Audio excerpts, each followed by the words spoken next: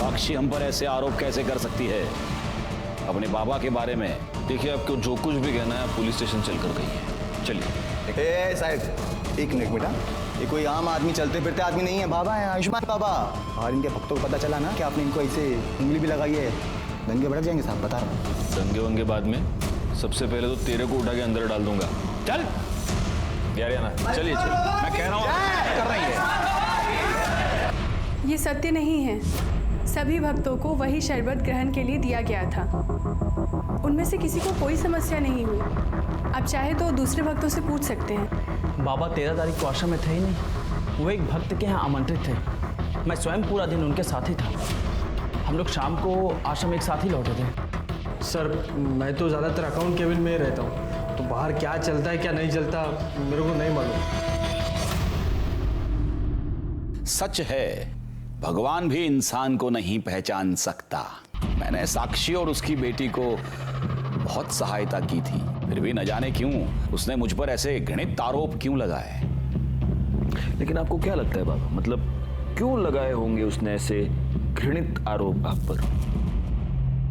एक ही कारण हो सकता है। अच्छा? मेरे उपचार के पैसे देना नहीं चाहती होगी, अन्यथा मदद जो करता है उसे ऐसे प्रत्युत्तर में ऐसे घृणित आरोप कोई नहीं लगाता। लेकिन उसकी चूक हो गई, वो चूक गई। 13 तारीख को पूरा दिन हम आश्रम में थे ही नहीं।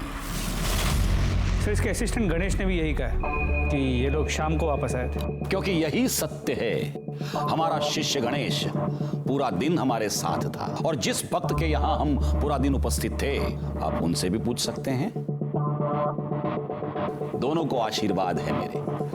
अब हम यहां से प्रस्थान करेंगे। अरे नहीं नहीं नहीं नहीं, प्रस्थान वस्थान आप कुछ नहीं कर सकते अभी। क्या है बाबा, आप रेप अक्यूज्ड हैं, तो अब आप यहीं रहेंगे।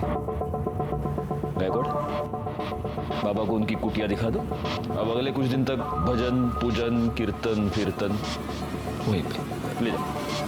चलिए। देखिए ये गलत है। लड़की के कंप्लेन के बाद आयुष्मान बाबा को पुलिस ने रेप के केस में अरेस्ट कर लिया है। अभी भी तुझे लगता है कि तेरा बाबा ढोंगी नहीं है? काजल चुप बैठ, मैं बाबा को बहुत पहले से जानता हूँ, वो ऐसा कर ही नहीं सकते। और अगर रेप हुआ भी है ना तो बाबा ने नहीं किया है, वो उस कमीने आर्यमान ने किया है, क्योंकि वो आर्यमान एक नंबर का। अच्छा, तो फिर पुलिस ने तेरे बाबा को क्यों पकड़ा? हाँ, संभल के रहे, हाँ संभल के रहे, कहीं बाबा तुझे भी अरेस्ट ना करवा देते। सर, ये रही रिया की मेडिकल रिपोर्ट। इस रिपोर्ट के मुताबिक रिया की बॉडी पर कोई सीमन नहीं मिला है। ये तो एक्सपेक्टेड ही था। 4 दिन बाद वो लोग कंप्लेंट लिखवाने आए थे, 4 दिन बाद हमें क्या मिलने? सर, एक बात और, रिया की मेडिकल रिपोर्ट से पता चला है कि उसके साथ सेक्स हुआ है, वो वर्जिन नहीं है। नहीं, लेकिन कमली मैडम, ये बात लेकर हम कोर्ट में नहीं जा सकते। बाबा का वकील पहली हियरिंग में ये साबित कर देगा कि रिया खुद सेक्सुअली एक्टिव थी और अब उसके माँ बाप बाबा को फंसाने के लिए सब चाल चल रहे हैं। नहीं, हमें कोई ऐसा पुख्ता सबूत चाहिए जिससे हम ये साबित कर पाए कि रेप बाबा ने किया है।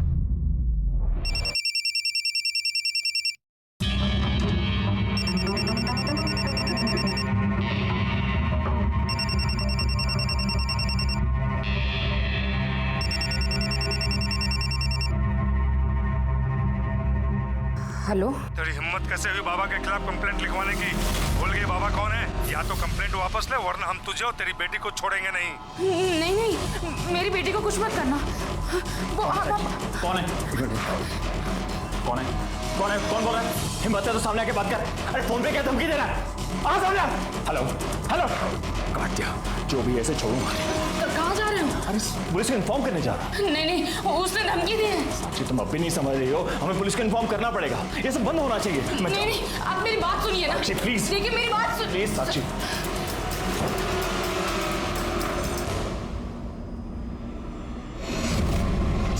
कुत्ते, पहले मेरी बीवी और बेटी के साथ रेप करता है और फिर बाद में धमकी भरे फोन करवाता है। तू सोचता मैं डर जाऊंगा? छोड़ूंगा नहीं तुझे साले। चल रहा है, क्या चल रहा है? क्या कर रहे हैं आप? सर देखिए ना सर, मेरी बीवी के फोन पर सर किसी प्राइवेट नंबर से धमकी भरे फोन आ रहे हैं सर। कह रहे कंप्लेंट वापस ले लो, नहीं तो आपकी बेटी और बीवी को। सर कुछ कीजिए सर। एक मिनट। बैकवर्ड, ये नंबर नोट कर लो और ये नंबर ट्रेस करो, पता करो ये नंबर किसका है, कहाँ से आया है। आप प्लीज इनके साथ चलिए, प्लीज। चला कमाल लगा, चला। प्लेन के हमारे पास है ही क्या, फॉर्मेलिटीज पूर्ण कर। सर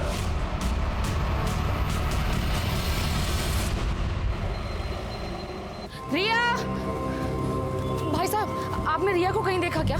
नहीं। रिया को कहीं देखा क्या? नहीं। वॉचमैन भैया, रिया को कहीं देखा क्या? साक्षी, क्या हुआ? भाभी वो रिया ना नीचे वॉक करने के लिए आई थी। मैंने पूरा कंपाउंड देख लिया, कहीं मिल नहीं रही है। अरे इधर ही किधर होगी ना। क्या हुआ साक्षी, इतना घबराई क्यों? रिया कहीं मिल नहीं रही है प्रेमी। उसने उसे किडनैप कर लिया। उसने कहा था कि वो हम लोगों को नहीं छोड़ेगा। और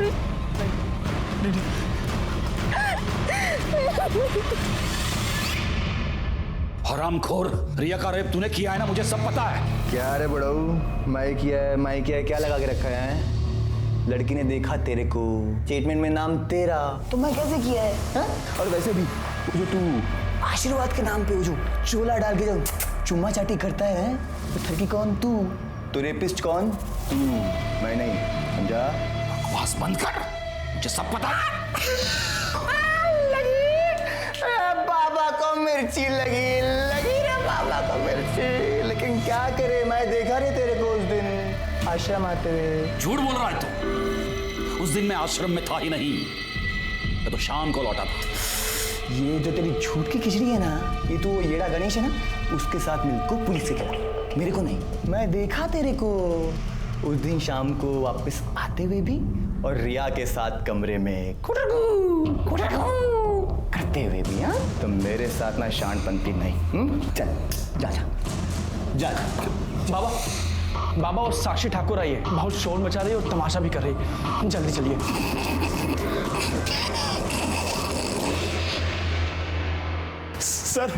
सर हमारी बेटी रिया गायब हो गई है सर उसे बचा लीजिए सर, उन्हीं लोगों ने सर किया है ये सब। लेकिन कब से गायब है वो? सर वो शाम को 5 बजे रोज की तरह नीचे वॉक करने गई थी। अपना फोन भी घर पर भूल गई। जब 6 बजे तक घर नहीं आया तो मैं नीचे देखने के लिए गई। पूरी बिल्डिंग, पूरा कंपाउंड, सब जगह देख लिया, लेकिन रिया कहीं नहीं मिली। सर उस बाबा ने ये किडनैप किया है सर मेरी बेटी को बचा लीजिए सर। देखिए आप निश्चिंत रहिए, हम जरूर रिया को ढूंढ निकालेंगे।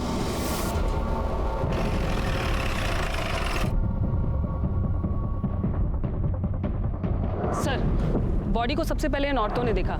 ये सुबह यहाँ कपड़े धोने आई थी तो इन्होंने बॉडी को देखा। सर बॉडी पे कई जगह खरोच के निशान हैं, और ये देखिए गर्दन पे जो मार्क है उसे देखकर तो यही लग रहा है कि मौत गला घोटने से हुई। एक मिनट, पूरा चेहरा टर्न करना। सर तो रिया ठाकुर है। देखिए आसपास जरा चेक कीजिए, कोई क्लू मिलता है क्या? सर ये तो बैसाखी मुझे वहां पे मिली। कामे मैडम, सर फॉरेंसिक टीम को बुलाइए और बॉडी को पोस्टमार्टम के लिए भेज दीजिए। Okay sir. अब इस बाबा का टाइम आ गया है।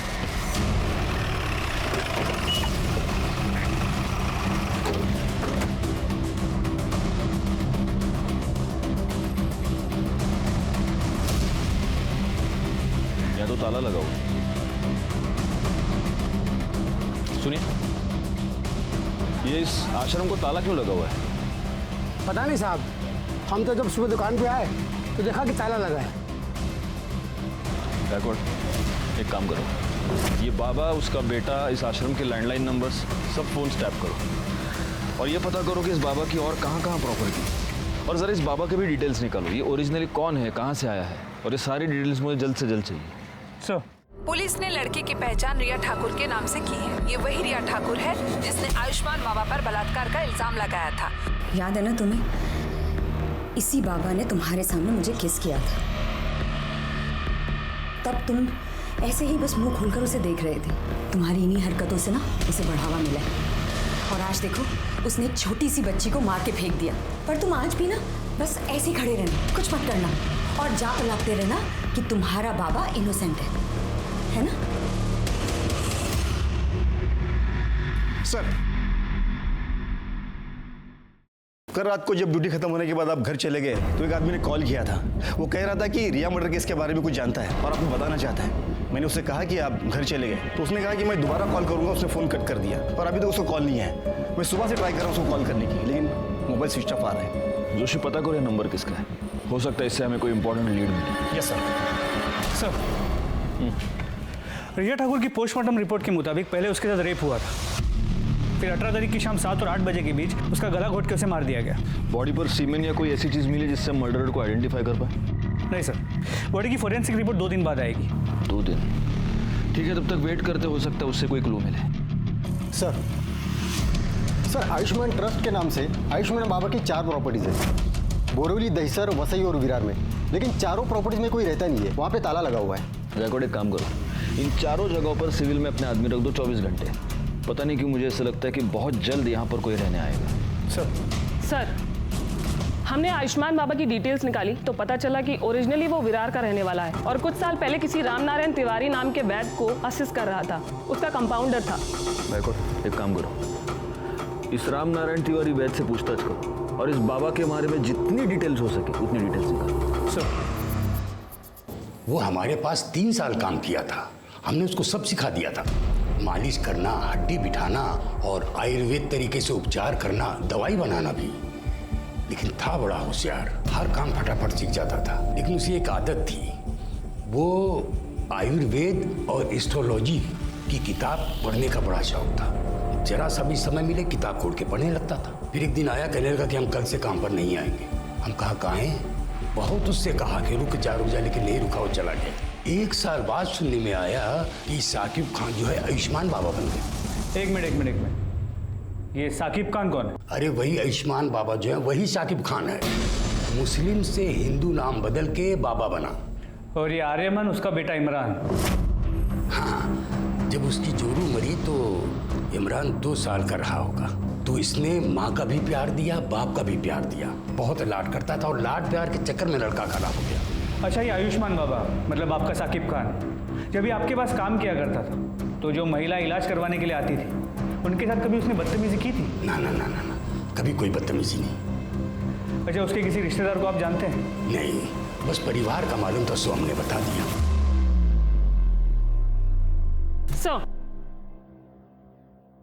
साक्षी ठाकुर को जिस प्राइवेट नंबर से थर्ड कॉल आ रहे हैं वो पिछले 24 घंटे में अलग अलग लोकेशन पर ऑन ऑफ हो रहा है। आपने ट्राई करके देखा? हाँ सर, हमने कई बार ट्राई किया पर हर बार ऑफ बता रहा है। और सर एक बात और, ये नंबर सूरज यादव के नाम पर रजिस्टर्ड है। हमने उसके घर का भी पता किया पर वो एड्रेस भी फेक निकला। आप लगातार ये नंबर ट्राई करते रहिए और उसकी लोकेशन ट्रेस कीजिए। सर, कल रात को जिस नंबर से कॉल आया था वो मोबाइल नंबर किसी निखिल परांजपे के नाम पे रजिस्टर्ड है। निखिल परांजपे? Yes sir. निखिल परांजपे तो आयुष्मान बाबा का अकाउंटेंट है, यानी कि वो हमें कोई इन्फॉर्मेशन देना चाहता है। हम यहाँ बैठे बैठे उसके फोन का वेट नहीं कर सकते। कामड़ी मैडम, एक काम कीजिए, आप फौरन जाके निखिल परांजपे के बारे में पता कीजिए। Yes sir.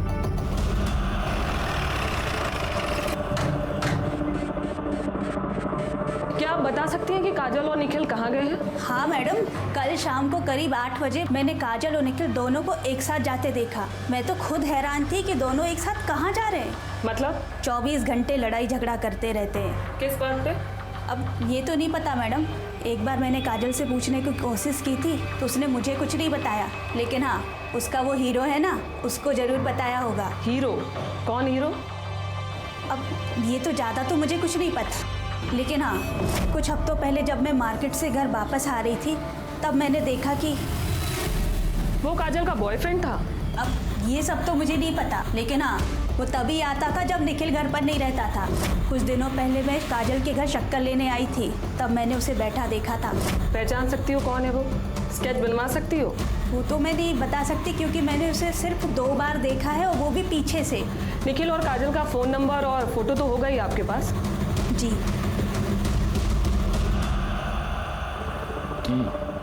मतलब आयुष्मान बाबा सादिक खान है जो फ्रॉड करने के लिए एक हिंदू बाबा बना। गायकवाड़, मैंने तुम्हें उसके प्रॉपर्टीज पर नजर रखने के लिए कहा था, उससे कुछ पता चला? नहीं सर, अब तक तो वहाँ कोई भी नहीं आया। पर आसपास के लोगों से पूछताछ की तो समझा कि उन प्रॉपर्टीज में हमेशा ताला होता है। वहाँ किसी को आते जाते देखा नहीं है। उसके बैंक अकाउंट चेक किए? उसे पैसे की जरूरत तो पड़ती होगी। वहाँ से भी कोई लीड नहीं मिल पाया। जब से बाबा गायब हुआ है अकाउंट्स में ना कोई पैसे डिपॉजिट हुए हैं ना ही विड्रॉ। बड़ी अजीब बात है। एक फ्रॉड बाबा गायब होता है, उसके साथ उसका अकाउंटेंट गायब होता है और साथ में अकाउंटेंट की बीवी भी गायब होती है। अच्छा, अभी कामड़ी मैडम ये बता रही है कि बीवी का किसी के साथ अफेयर चल रहा था। हो सकता है इन दोनों के बीच में बहुत झगड़े थे इसीलिए उसका अफेयर चल रहा था, या फिर उसका अफेयर चल रहा था इसलिए झगड़े थे। कोई और रीजन लगता है? सर मुझे तो लगता है झगड़े का रीजन उसकी बीवी का एफआईआर ही हो सकता है। लेकिन अगर ऐसा है तो कल शाम को दोनों एक साथ कहां पर गए थे? कहीं ऐसा तो नहीं कि मर्डरर को पता चल चुका था कि निखिल पुलिस को कोई इन्फॉर्मेशन देने वाला है, इसलिए इन दोनों मियाँ बीवी को साथ में कहीं पर बुला लिया? सर मुझे लगता है कि ये निखिल काजल और उसके बॉयफ्रेंड को कन्फ्रंट करना चाहता था, इसलिए उन्हें साथ लेकर गया। मगर काजल और उसके बॉयफ्रेंड ने निखिल को गायब कर दिया और दोनों भाग गए। पॉसिबल, लेकिन फिर भी ये थियरी है गायकवाड़। हम कंफर्म ये नहीं कह सकते कि निखिल अपनी बीवी के अफेयर की वजह से गायब है या फिर बाबा की वजह से। और गायब होकर गया कहाँ? सर, गोरे के जंगल एरिया में एक लाश मिली है।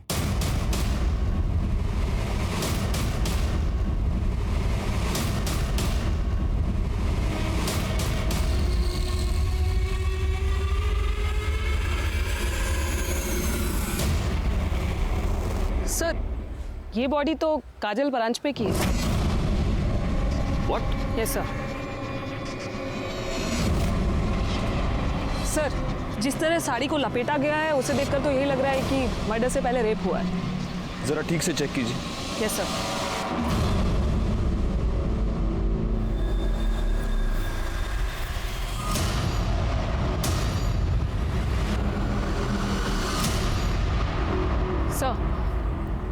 सर, ये एक नहीं 2 बॉडीज हैं। क्या?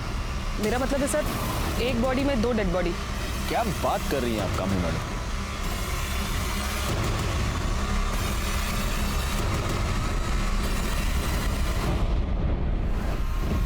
बॉडी का निचला हिस्सा किसी आदमी का है और ऊपर का हिस्सा औरत का। या तो ये निखिल हो सकता है या फिर काजल का बॉयफ्रेंड। ये हो सकता है कि निखिल ने काजल को और उसके बॉयफ्रेंड का मर्डर करके उन दोनों की लाश को ऐसे इस तरह से सिल दिया होगा। पर सर, बॉडी को कोई इस तरह स्टिच क्यों करेगा? इंतजाम कीजिए और फॉरेंसिक टीम को बुला लीजिए। Yes sir. पता कैसे चलेगा कि ये बॉडी का निचला हिस्सा किसका है? सर एक आइडिया है।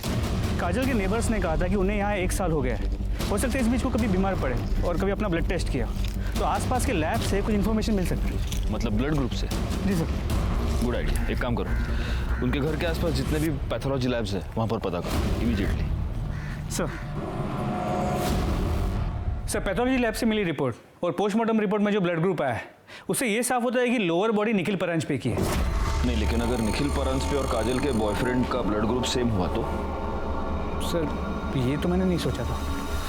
पोस्टमार्टम रिपोर्ट के मुताबिक काजल का मर्डर 19 मई को रात 9 से 10 के बीच हुआ है और मृणाल ने हमें बताया कि उसने उन दोनों को 8 बजे घर से निकलते हुए देखा। मतलब निखिल ने यहाँ फोन करने के तुरंत बाद।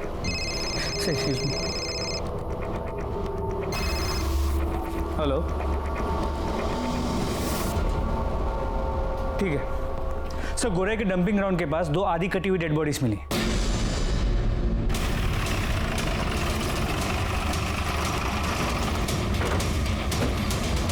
साहब, मैंने ही आपको फ़ोन किया था। सुबह जब काम पे जा रहा था तभी ये मैंने देखा और 100 नंबर पे मैंने डायल किया। थैंक्स। जोशी, बगा। सर ये बॉडी तो निखिल की है। मतलब इससे इतना तो क्लियर हो गया कि उस बॉडी का निचला हिस्सा निखिल का था। सर, सिर के पीछे गहरी चोट है। हो सकता है मौत की वजह ये चोट ही है। सर ये देखिए।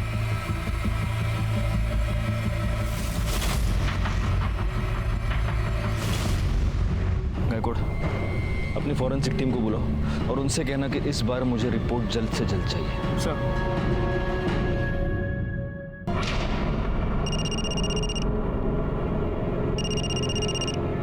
हाँ सर। कोई अपडेट? सर मैं यहाँ पे कब से नजर रखे हुए हूँ लेकिन कोई हलचल नहीं। सर मैं यहाँ पे कब तक रुकूँ? वो बोलता हूँ मैं, लेकिन अभी के लिए वहाँ पे नजर रखो। ठीक है सर, ओके।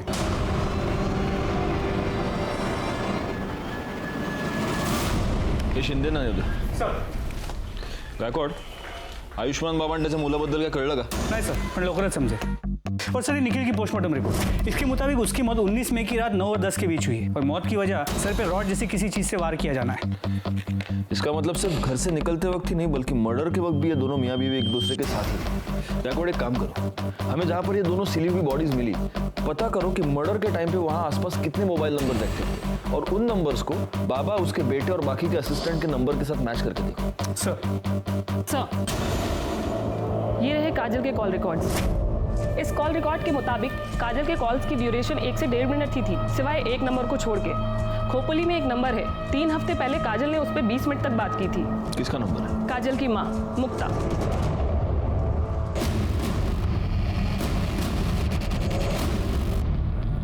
बड़ी अभागन थी मेरी काजल, तिच्या नशिबात सुखच नव्हतं। हम जब पालघर के पास नांदोर गांव में रहते थे तब काजल दूसरे बिरादरी के लड़के के साथ भाग गई। पूरे गांव ने हमें बेदखल कर दिया। हम लोग दर दर भटकने लगे, कभी या गावात कभी त्या गावात। अभी 1 महीना पहले नवीन को यहाँ काम मिला। 3 हफ्ते पहले आपकी काजल से बात हुई थी? हो सर, 1 महीने पहले की बात है सर।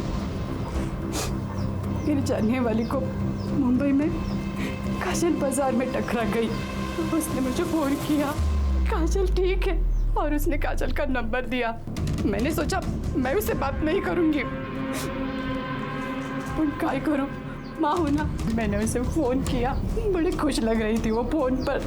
उसने कहा कि वो मुझसे मिलने आने वाली है, पर नहीं, वो नहीं आई। उस निखिल के घर वालों ने मारा है साहब मेरी ताई को। साहब हमारी ताई उसे कभी पसंद नहीं थी, हम लोग अलग बिरादरी के हैं ना, इसीलिए। वैसे 19 तारीख को तुम कहाँ थे? मैं काम पे था साहब, विट्ठल और मैं साथ में ही काम पे जाते। विट्ठल कौन? हमारा पड़ोसी, इधर बाजूला रहा। निखिल की फैमिली का नांदौर का एड्रेस है आपके पास? ठीक है सर, विट्ठल ने कंफर्म किया है 19 मई को नवीन उसके साथ सुबह से शाम तक गोडाउन में ही था। एक काम करते, निखिल के घर चलकर पता करते कि इस नवीन की बात में कितनी सच्चाई है। मैंने कितनी बार निखिल को समझाया था कि काजल तेरे लिए ठीक नहीं है, फिर भी उसने मेरी एक बात नहीं मानी। इसलिए तुमने उन दोनों का पता लगाया, उनका मर्डर किया और अपना बदला पूरा किया। क्या बात कर रहे हो साहब? मैंने खुद उन दोनों की शादी करवाई थी। बिरादरी में रहने के लिए नाटक किया था कि वो दोनों गांव से भाग गए। दरअसल मुझे पहले से ही पता था कि वो दोनों मुंबई में कहाँ रहते हैं, क्योंकि वो घर मैंने ही भाड़े पे लेके दिया था उन्हें। हर दूसरे दिन मेरी निखिल से बात होती थी। फिर मैं अपने बेटे और बहू को क्यों मारूंगा? फिर एक बार हम डेड एंड पर आकर पहुंच चुके थे। हालांकि फॉरेंसिक रिपोर्ट से यह पता चला था कि रिया के नाखून में किसी के स्किन फ्रैगमेंट्स पाए गए थे, लेकिन वो स्किन फ्रैगमेंट्स किसके थे ये पता लगाने का कोई भी तरीका हमारे पास नहीं था। दूसरी तरफ हमारी ये थियरी थी कि काजल और निखिल का मर्डर या तो काजल के लवर ने किया है या आयुष्मान बाबा ने। काजल और निखिल के मर्डर स्पॉट पर एक्टिव नंबर्स का हम इंतजार कर रहे थे और हमें इंतजार था सूरज यादव का भी, जिसे ट्रेस करना काफी मुश्किल हो रहा था क्योंकि उसका मोबाइल नंबर लगातार ऑन ऑफ हो रहा है। ऐसे में आयुष्मान बाबा के प्रॉपर्टीज पर नजर रखने का हमारा प्लान कामयाब हो गया जब हमें यह पता चला कि उसकी वसई की प्रॉपर्टी पर कोई आया है।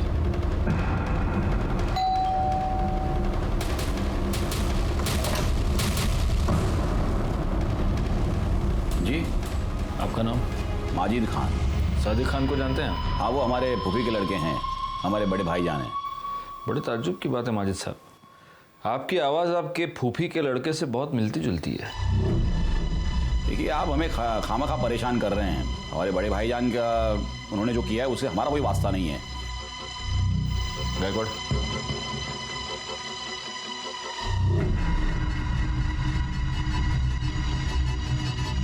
बड़े ताज्जुब की बात है। सिर्फ आवाज ही नहीं, आपके हाथ पर चोट का निशान भी आपके फूफी के लड़के से मिलता जुलता है। सुनिए मेरी बात सुनिए। आयुष्मान बाबा, अब तेरे आशीर्वाद देने के दिन खत्म हो गए, अब हम तुझे आशीर्वाद देंगे। सर, मुसलमान होके मैं आयुर्वेद या ज्योतिष का धंधा नहीं कर सकता, इसलिए फिर सादिक खान से मैं आयुष्मान बाबा बन गया। सर, मुझे बहुत जल्दी फेमस होना था, बहुत जल्दी बहुत सारे पैसे कमाने थे, इसीलिए वो लिप किस वाला आइडिया लगाया। साक्षी और रिया के अलावा और कितनी औरतों का रेप किया है? नहीं सर, मैंने किसी का रेप नहीं किया है सर। न मैंने न मेरे बेटे ने सर किसी का बेजा फायदा नहीं उठाया है। मानता हूँ सर कि वो बदजबान है, थोड़ा बेकाबू हो गया है, लेकिन सर वो ऐसा कुछ करेगा, किसी को इस तरह नुकसान पहुंचाएगा, ये मैं नहीं मानता। वो बेकाबू हो गया या तूने होने दिया? सर शुरू में मैंने उसे काबू में करने की कोशिश की, लेकिन इसको मशवरा देना सिखाऊं कैसे? आज के बाद अगर मेरे को मशवरा दिया ना जबरन, तो साले पूरी दुनिया को बता देगा मैं कि तू कोई बाबा नहीं है रे, तू मुसलमान है क्या? हाँ चल चल 25,000 लेके। अरे ऐश करने की, अरे चल जा खड़ा हो। लाता। अच्छा ये बता, निखिल के साथ तूने क्या किया? निखिल के साथ? सर उसके साथ मैं क्यों कुछ करूंगा? क्योंकि तुझे ये पता चल चुका था कि रिया मर्डर केस में निखिल हमें कोई इन्फॉर्मेशन देने वाला था। नहीं सर, मुझे इसके बारे में कुछ नहीं पता है, बल्कि मैं तो उसे नौकरी पर भी नहीं रखने वाला था जिस दिन से मैंने काजल के बारे में सुना है। मतलब सर वो काजल को भगाकर शादी करके मेरे पास आया था मुंबई। काजल को मेरे पास इसलिए लाया था कि ताकि मैं उसको आशीर्वाद दूं, और फिर मेरे पास नौकरी मांगने लगा, और उस वक्त मेरे पास एक अकाउंटेंट की जॉब खाली थी, तो मैंने कहा था उसे कि मैं उसे नौकरी दूंगा।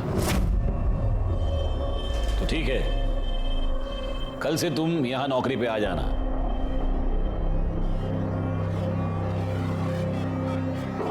मेरी बीवी है।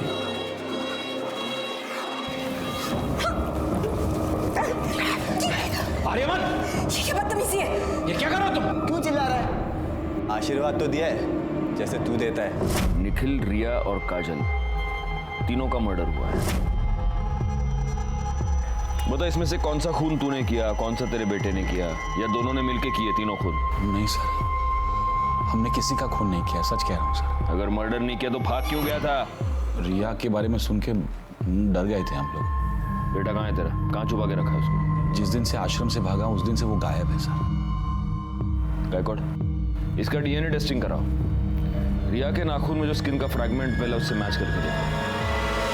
आयुष्मान बाबा आखिर तक यही कहता रहा कि वो निर्दोष है, और हमारे पास भी उसके खिलाफ कोई भी पुख्ता सबूत नहीं था। हम उसके डीएनए टेस्ट के रिजल्ट का इंतजार कर रहे थे। आर्यमान अभी तक गायब था। ऐसे में हमारे पास उन फोन नंबर्स की लिस्ट आई जो 19 मई को रात 9 से 10 के बीच निखिल और काजल के मर्डर स्पॉट पे एक्टिव थे। वो 3 नंबर्स थे, और उन 3 नंबर्स में से एक नंबर के बारे में हमें पहले से ही पता था।